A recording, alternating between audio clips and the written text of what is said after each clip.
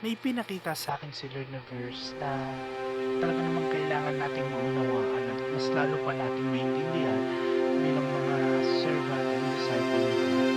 Nakita siya sa Joshua chapter 24 verses 22 to 50. Sabi dito, Joshua said, "You have heard your son say that you will worship and obey the Lord.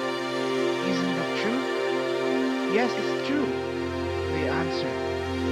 Joshua said, "But you still have some idols like those the other nations worship. Get rid of your idols. You must decide once and for all that you really want to obey the Lord God of Israel."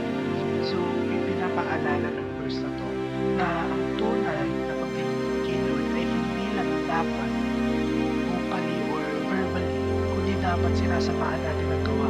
Anong ibig ko sabihin sa tunay na paglilingkod o lingkod ni Lord? May mga paglilingkod o lingkod ni Lord na hanggang salita lang or hanggang atid lang ng church pero hindi naman nag-take ng responsibility.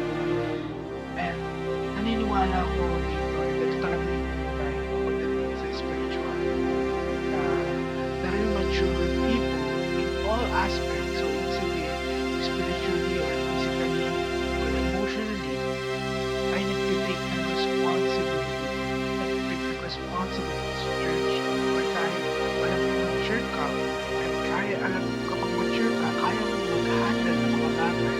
So, kaya mo mag-take ng responsibility talaga. Tayo pwede na magsabi ni Lord na, "Lord, susunod po ako sa inyo. Paglilingkuran ko kita, hindi at taliwas yung mga ginagawa natin sa mga bagay na sinasabi natin. Huwag taliwas yung pagbubuhay natin doon sa mga bagay na sinabi natin." Kasi alam naman natin na si Lord ay hindi nakabase sa kung gaano maganda o kabulaklak yung mga salitang binibitawan o sinasabi natin kay Lord. Hindi nakabase siya sa kung gaano maganda ang gusto natin. And baliwala ang pagkain na masarap at mahal o ang lalagyan nito ay marumi o pagtabili. Anong ibig sabihin?